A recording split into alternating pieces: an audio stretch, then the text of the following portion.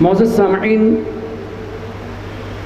محرم شریف کا مبارک مہینہ آتا ہے تو ہر جگہ صحابہ کرام اور اہل بیت اطہار کا ذکر ہوتا ہے۔ بالخصوص سیدنا فاروق اعظم رضی اللہ تعالی عنہ کا ذکر محرم شریف میں ہوتا ہے، اور ہم اور آپ جس مقصد سے جمع ہوئے ہیں، اہل بیت اطہار اور ان میں بھی خصوصاً سیدنا امام علی مقام رضی اللہ تعالی عنہ کا تذکرہ،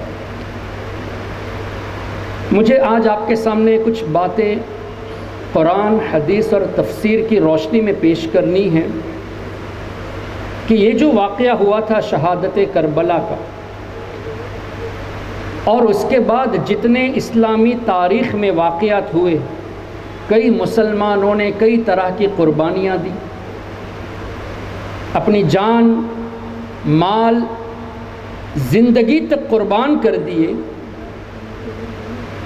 اور ان سب میں ایک چیز نمایاں نظر آتی تھی، وہ ہے اخلاص، اللہ اور اس کے رسول صلی اللہ علیہ وسلم کی خاطر اپنی جان دے دینا اور اپنا مال قربان کرنا۔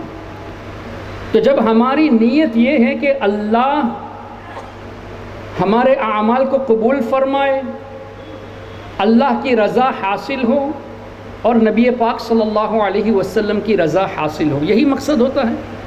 ہم کچھ بھی عمل کرتے ہیں کہ اللہ راضی ہو جائے اور اللہ کے رسول ہم سے راضی ہو جائے۔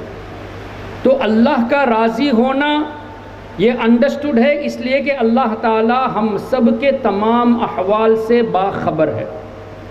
ان اللہ علیم خبیر وما اللہ بغافل عما تعملون۔ کئی جگہوں پہ قرآن کریم میں اللہ نے ارشاد فرمایا کہ تمہارے اعمال سے اللہ بے خبر نہیں ہے۔ ان اللہ علیم بذات الصدور، اللہ تمہارے دلوں میں کیا ہے وہ جانتا ہے۔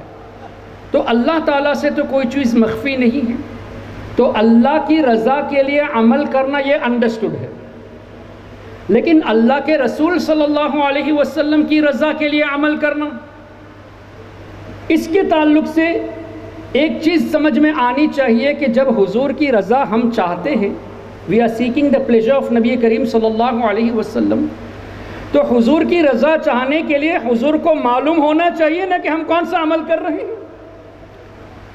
حضور کو معلوم ہونا چاہیے، ہمارا یہ عقیدہ ہوگا تبھی we can expect the pleasure of نبی کریم صلی اللہ علیہ وسلم۔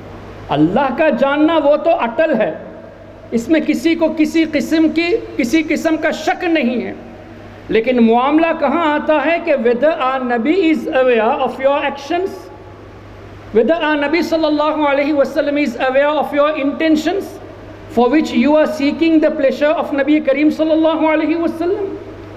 اس پر علماء کرام کی موجودگی میں کچھ باتیں پیش کرنا چاہوں گا، اس امید پر کہ کچھ غلطی ہو جائے تو ضرور میری اصلاح فرمائیں گے۔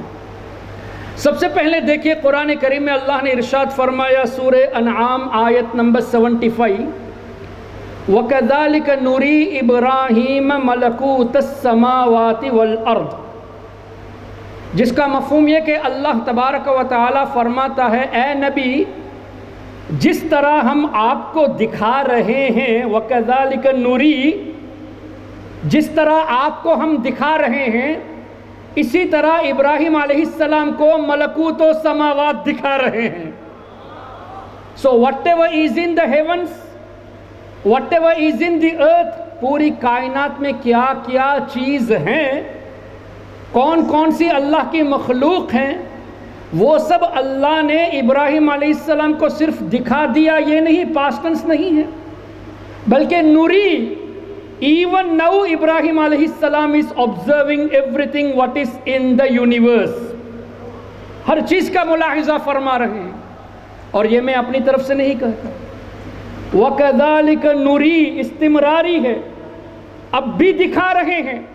اور سیدی اعلیٰ حضرت امام احمد رضا رحمۃ اللہ علیہ نے اس آیت کریمہ کی تفسیر میں بہت پیاری بات فرما دی کہ اللہ نے فرمایا وَكَذَلِكَ، اور اسی طرح، مطلب کیا ہوا، اے نبی جیسے ابراہیم علیہ السلام کو ہم دکھا رہے ہیں، آپ بھی پوری کائنات کو دیکھ رہے ہیں۔ So everything is under the vision of نبی کریم صلی اللہ علیہ وسلم۔ اب اس آیت کی تفسیر اور دیکھ لیجئے۔ آپ تفسیر قرطبی اٹھا لیجئے، بہت فیمس تفسیر ہے، تفسیر خازن ہے، در منصور ہے، دیگر تفاسیر ہیں، لیکن میری ایک عادت ہے کہ میں ان کی تفسیر زیادہ پیش کرنا پسند کرتا ہوں جن کو دوسرے مانتے ہیں، جن کو وہابی، سلفی، اہل حدیث فالو کرتے ہیں، ان کی تفسیر سے میں پیش کرنا اس لیے پسند کرتا ہوں کہ کم سے کم تمہارے امام کی بات کو سن کے سنی بن جاؤ۔ ہماری بات سے تمہیں تکلیف ہوتی ہے، تمہارے امام کی بات کو سنو اور جان لو کہ اللہ نے اپنے نبیوں کو کیسے باخبر رکھا ہے۔ اس آیت کریمہ کی تفسیر میں مفسرون فرماتے ہیں انکلوڈنگ حافظ ابن کثیر کہ حضرت ابراہیم علیہ السلام کے سامنے اللہ تعالیٰ نے پوری کائنات رکھ دی، اور اس میں ایک جملہ ہے اعمال الخلائق، اعمال الناس نہیں، انسان کے عمل نہیں، اعمال الخلائق، جتنے مخلوق ہیں ان تمام مخلوق کے جتنے عمل ہیں وہ سب کے سب ابراہیم علیہ السلام نے دیکھ لیا اور آج بھی دیکھ رہے ہیں۔ تو اس کا مطلب کیا ہوا؟ حضرت ابراہیم علیہ السلام کے زمانے سے اور اللہ کی عطا سے، جب سے اللہ نے چاہا تب سے اور آج تک، یہاں تک کہ ہماری اس محفل کو بھی حضرت ابراہیم علیہ السلام دیکھ چکے اور دیکھ رہے ہیں، دیکھ چکے پاسٹ ٹینس میں اور اب بھی دیکھ رہے ہیں۔ اور اسی آیت کریمہ کی تفسیر میں نبی پاک صلی اللہ علیہ وسلم کی حدیث، وہ بھی حافظ ابن کثیر نے نقل کیا، جو ابن تیمیہ کا شاگرد ہے کہ اے وہابیو سن رہے ہو تو آ جاؤ، سچے دل سے توبہ کر کے سنی بن جاؤ۔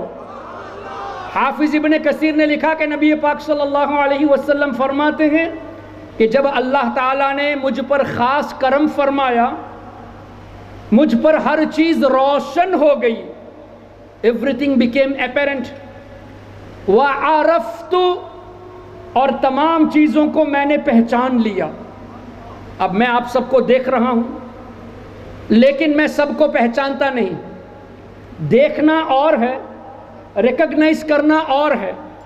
تو اللہ کے رسول صلی اللہ علیہ وسلم نے فرمایا کائنات کی، صرف چٹاگونگ کی بات نہیں ہے، پوری کائنات کو میں نے دیکھ لیا اور کائنات کو ریکگنائز کر لیا۔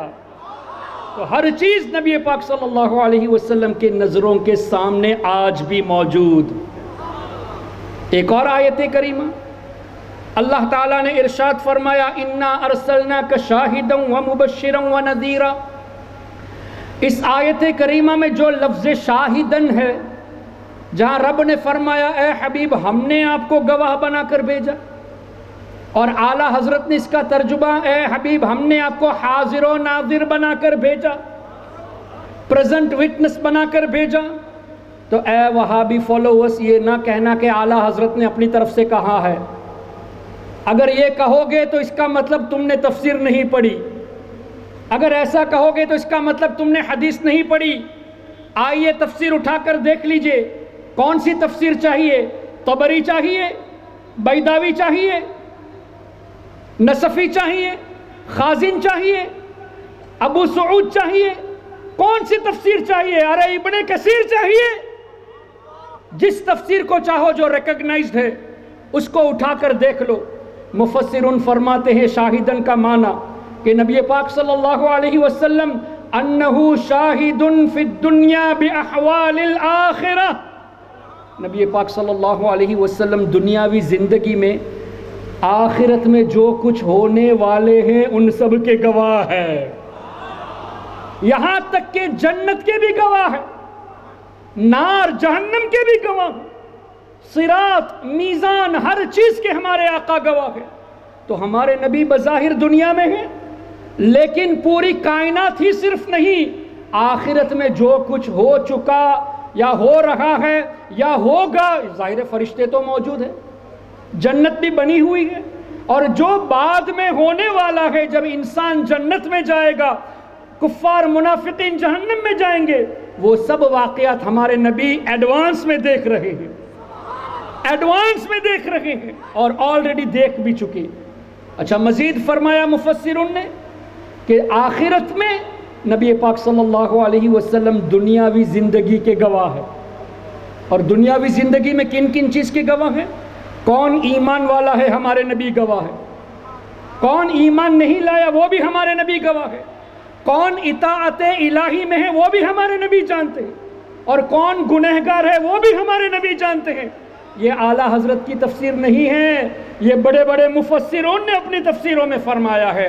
اور ان تمام تفاسیر کا نچوڑ سیدی امام احمد رضا رحمۃ اللہ علیہ نے فرمایا، انا ارسلناک شاہدا، اے حبیب ہم نے آپ کو حاضر و ناظر بنا کر بھیجا اس لیے کہ اللہ تعالیٰ نے اپنے حبیب کے سامنے پوری کائنات رکھ دی ہے.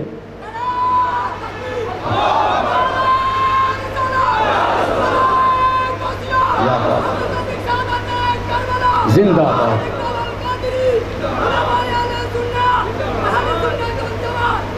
اب صحیح مسلم کی حدیث اٹھا لیجئے. ہمارے آقا صلی اللہ علیہ وسلم ارشاد فرماتے ہیں، دیکھیں جملوں پر غور کیجئے گا تاکہ آپ کسی سے بحث کرنے لگے تو آپ کے پاس جواب موجود ہو. صحیح مسلم کی حدیث، نبی پاک صلی اللہ علیہ وسلم فرماتے ہیں، عُرِضَتْ عَلَيَّ أَعْمَالُ أُمَّتِي، میری امت کے تمام اعمال مجھ پر پیش کیے گئے. پیش ہوں گے کی بات نہیں ہے، کل کیا کرو گے پہلے سے دیکھ لیا. 60 ہجری کے بعد یزیدی امام عالی مقام کے ساتھ کیا کریں گے ہمارے نبی نے پہلے سے دیکھ لیا. 100 سال کے بعد عمر ابن عبدالعزیز کا زمانہ کیسا ہوگا ہمارے نبی نے ایڈوانس میں دیکھ لیا. 1400 سال کے بعد ہمارا یہاں جمع ہونا، جامعہ احمدیہ سنیہ کا انعقاد ہونا، سنگ بنیاد کا ہونا، یہ بھی ہمارے نبی نے 1400 سال پہلے دیکھ لیا. یہاں جتنے علماء مشائخ اکابر حاضر ہیں، ان سب کے تمام اعمال کو، ہم سب کے تمام اعمال کو ہمارے نبی نے پہلے سے دیکھ لیا. حدیث صحیح مسلم، عُرِضَتْ عَلَيَّ أَعْمَالُ أُمَّتِي، ارے عمل امتی نہیں ہے، میری امت کا ایک عمل نہیں ہے. اعمال امتی، جتنے بھی عمل ہے سب ہمارے نبی نے دیکھ لیا. So all the actions of ours not hidden in the sight of سیدنا رسول کریم صلی اللہ علیہ وسلم. یہ میں مختصر بتا رہا ہوں اس لیے کہ آدھے گھنٹے میں گفتگو ختم کرنی ہے، باقی انشاءاللہ موقع ملا تو کل کنٹینیو کریں گے. نبی پاک صلی اللہ علیہ وسلم نے ایک اور چیز فرمائی، حیاتی خیر لکم ووفاتی خیر لکم، اور ایک روایت میں ومماتی خیر لکم، میرا دنیا میں رہنا تمہارے لیے بہتر ہے اور میرا دنیا سے جانا بھی تمہارے لیے بہتر ہے. دنیا میں رہنا بہتر یہ سمجھ میں آتی ہے، لیکن ہمارے نبی فرماتے ہیں دنیا سے جانا میرا یہ بھی بہتر. اس میں کیا حکمت ہے؟ یہ ہے ہمارے رحمت والے آقا صلی اللہ علیہ وسلم فرماتے ہیں تمہارے نیک عمل کو دیکھ کر میں اللہ کا شکر ادا کروں گا، اور جب تمہارے گناہ میرے سامنے آئیں گے، ایک تو ایڈوانس میں دیکھ لیا صحیح مسلم کی حدیث، اور اس کے بعد کنٹینیوسلی دیکھ بھی رہے ہیں، اس لیے کہ حضور فرماتے ہیں تمہارے اعمال میں دیکھوں گا، مجھ پر پیش کیے جائیں گے. تو نبی پاک صلی اللہ علیہ وسلم فرماتے ہیں تمہارے گناہوں کو دیکھ کر میں تمہارے لیے اللہ کی بارگاہ میں بخشش کی دعا کروں گا. اللہ، ایسے رحمت والے آقا صلی اللہ علیہ وسلم کے بارے میں جو آج بھی ہمارے لیے بخشش کی دعا فرماتے ہیں، ان کے بارے میں یہ کہنا کہ حضور ہمارے جیسے بشر ہیں، ان کے بارے میں یہ کہنا کہ نبی پاک صلی اللہ علیہ وسلم کے میلاد میں ان کا تذکرہ بدعت ہے، یہ کوئی کلمہ پڑھنے والا ایسی جرت نہیں کر سکتا. آئیے اور مختصر کرتے ہیں. نبی پاک صلی اللہ علیہ وسلم نے سیدہ ام سلمہ رضی اللہ تعالی عنہا، ام المؤمنین، ہمارے نبی کے ازواج میں سے ایک زوجہ محترمہ، ان کے ہاتھ میں ترمذی شریف کی روایت، دیکھو یہ صحیح مسلم کا نام لیا، قرآن کریم کا نام لیا، تفسیر کا نام لیا، اب ترمذی شریف یہ بھی ون آف دا 6 بکس ہے. اس میں ایک روایت ہے کہ نبی پاک صلی اللہ علیہ وسلم نے سیدہ ام سلمہ رضی اللہ عنہا کے ہاتھ میں مٹی دی تھی، اور اس طرح ارشاد فرمایا جس کا مفہوم یہ کہ جس دن میرے حسین کی شہادت ہوگی اس دن یہ مٹی خون میں تبدیل ہو جائے گی. دوسری حدیث، اس حدیث کو امام حاکم نے المستدرک میں نقل فرمایا، امام بیہقی نے دلائل النبوہ میں نقل فرمایا، اور اسی طرح وہابیوں کے امام ابن تیمیہ کا شاگرد ابن کثیر نے البدایہ والنہایہ میں بھی نقل کیا۔ حدیث کا مفہوم، سیدہ ام سلمہ رضی اللہ عنہ فرماتی ہے کہ میں نے نبی پاک صلی اللہ علیہ وسلم کو خواب میں دیکھا، اور حضور علیہ السلام کی مبارک داڑھی اور مبارک بال میں ڈسٹ ہے۔ اب یہ کہنا کہ ڈسٹ کی وجہ سے ہمارے نبی صلی اللہ علیہ وسلم کے کپڑے متاثر ہوئے نہیں، بلکہ یہ کہو کہ ان ڈسٹ نے حضور کی پناہ لی ہے، حضور کی پناہ ان ڈسٹ غبار نے لی ہے۔ نبی پاک صلی اللہ علیہ وسلم کو خواب میں جب دیکھا، سیدہ ام سلمہ رضی اللہ عنہ پوچھتی ہے یا رسول اللہ صلی اللہ علیہ وسلم ماجرا کیا ہے، کیا معاملہ ہے؟ او کما قالت، حضور علیہ السلام ارشاد فرماتے ہیں میں میدان کربلا سے آ رہا ہوں اور میرے حسین کی شہادت ہو چکی۔ ایک اور روایت حضرت عبداللہ ابن عباس رضی اللہ عنہما فرماتے ہیں، اور اس حدیث کو بھی امام بیہقی نے دلائل النبوہ میں، امام حاکم نے المستدرک میں، اور حافظ ابن کثیر نے البدایہ والنہایہ میں، اور غالباً امام احمد ابن حنبل نے بھی اس کو نقل فرمایا۔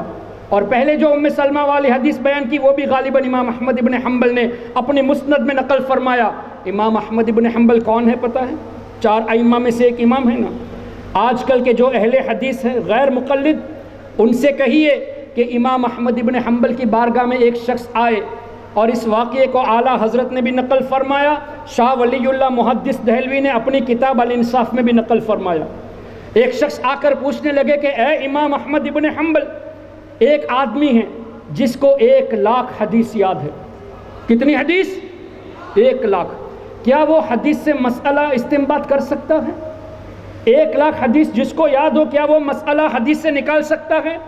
امام احمد فرماتے ہیں لا، اس کے اندر اتنی صلاحیت نہیں۔ 1,00,000 حدیث یاد، پھر بھی مسئلہ وہ استنباط نہ کر سکے۔ پھر سوال ہوا 2,00,000، تو بھی فرمایا لا۔ پھر آخر میں پوچھا کہ اگر کسی کو 5,00,000 حدیث یاد ہو، تو فرمایا ارجو، مجھے امید ہے کہ وہ مسائل استنباط کر سکے۔ ابھی بھی کنفرم نہیں کرتے۔ ارے امام احمد ابن حنبل کے زمانے کے بڑے بڑے محدث جن کو 4,00,000 حدیثیں یاد ہو، وہ مسائل استنباط نہیں کر سکتے۔ آج کا وہابی 10-15 حدیثیں یاد کر کے مسئلہ بتاتا ہے۔ کس نے تمہیں حق دیا کہ حدیث کی روشنی میں تم مسائل بیان کرو؟ حدیث سے مسائل مجتہد بیان کرتے ہیں، اور ان کے نقش قدم پر چلتے ہوئے ہمارے علماء ائمہ کرام بیان کرتے ہیں۔ یہ نہیں کہ اپنی طرف سے جیسے چاہو بیان کر دو۔ خیر، میں عرض کر رہا تھا، امام احمد نے بھی نقل کیا اس طرح کے واقعات کو کہ حضرت عبداللہ ابن عباس رضی اللہ عنہما فرماتے ہیں کہ میں نے نبی پاک صلی اللہ علیہ وسلم کو خواب میں دیکھا۔ ایسا محسوس کہ حضور علیہ السلام سفر سے واپس تشریف لا رہے ہیں، اور حضور کے ہاتھ میں ایک بوتل تھا جس میں خون جمع تھے۔ تو حضرت عبداللہ ابن عباس فرماتے ہیں یا رسول اللہ، یہ کیا معاملہ ہے؟ او کما قال، تو نبی پاک نے فرمایا میں میدان کربلا سے آ رہا ہوں، یہ میرا نواسہ حسین اور شہیدوں کا خون ہے، میں اس کو اللہ کی بارگاہ میں پیش کرنے جا رہا ہوں۔ اب ان حدیثوں سے کچھ باتیں 2-4 منٹ میں۔